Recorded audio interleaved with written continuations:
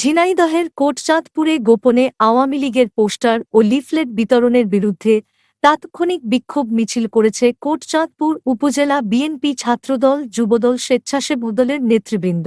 বিক্ষোভ মিছিলে নেতৃত্ব দেন উপজেলা যুবদলের আহ্বায়ক আশরাফুজ্জামান খান মুকুল।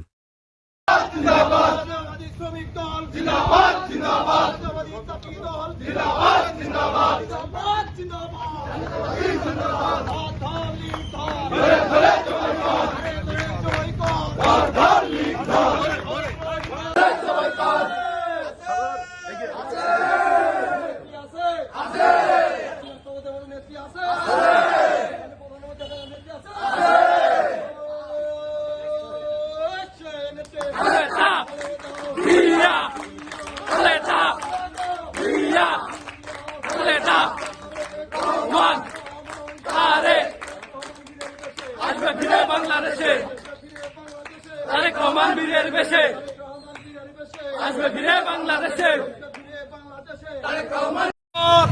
গুন্ডামি, লুটপাট, ধর্ষণ করে গিয়েছিল তাদেরই কিছু সদস্য আজকে গোপনে আবার কোটচাঁদপুরকে অশান্ত করার জন্য কোন এক অঞ্চলে লিফলেট বিতরণ করে ফেসবুকে আপলোড করেছে। সংগ্রামী কোটচাঁদপুরবাসী এর তীব্র নিন্দা ও প্রতিবাদ জানাচ্ছে। সাথে সাথে বলতে চাই, আজকে যারা এই কাজে অংশগ্রহণ করেছে এবং তাদের যারা সাপোর্ট করেছে, আগামীতে আমরা রাস্তায় যেখানে পাবো সেখানেই তার দাঁত ভাঙা জবাব দেব। সংগ্রামী ভাইরা আমার, আপনারা আজকে এই মুহূর্তে যারা এক ডাকে এখানে এসে হাজির হয়েছেন, সবাইকে কোটচাঁদপুর উপজেলা স্বেচ্ছাসেবক দলের পক্ষ থেকে সংগ্রামী শুভেচ্ছা জানাচ্ছি। সাথে সাথে ওই সব পতিত স্বৈরাচারদেরকে আমরা বাংলার মাটি থেকে শিকড় সহ উৎপাটিত করে দেশ থেকে ওদের মামু বাড়ি দিল্লি পাঠাবো, এই বলে আমি আমার বক্তব্য শেষ করছি। খোদা হাফেজ। বাংলাদেশ জিন্দাবাদ।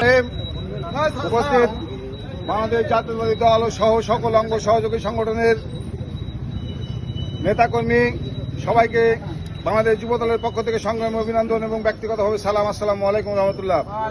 আমরা তাৎক্ষণিকভাবে কোটচাঁদপুরে একটা গোপন সূত্রে খবর পাই যে আওয়ামী লীগের তথাকথিত ফ্যাসিস্ট সরকারের কিছু কর্মী লিফলেট বিতরণ করছে।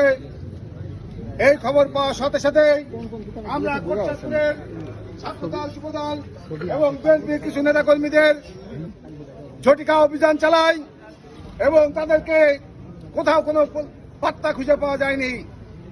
যদি তাদের কোন রকম কোন কর্মকাণ্ড কোটচাঁদপুর চালানোর চেষ্টা করে, আমি সমস্ত নেতাকর্মীদের প্রতি উদাত্ত আহ্বান জানাবো যে যেখানেই থাকেন সাথে সাথে আমাদের দলীয় সিদ্ধান্ত অনুযায়ী প্রতিবাদ এবং প্রতিকার করা হবে। সবশেষে এই ফ্যাসিস্ট সরকারের বাংলাদেশে কোন অবস্থানই করতে দেওয়া যাবে না।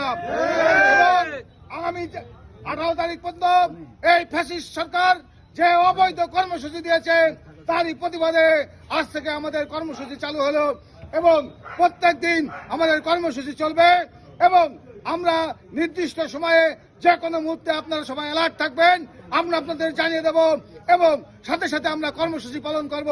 এই আশাবাদ ব্যক্ত রেখে আমি আমার কথা শেষ করছি।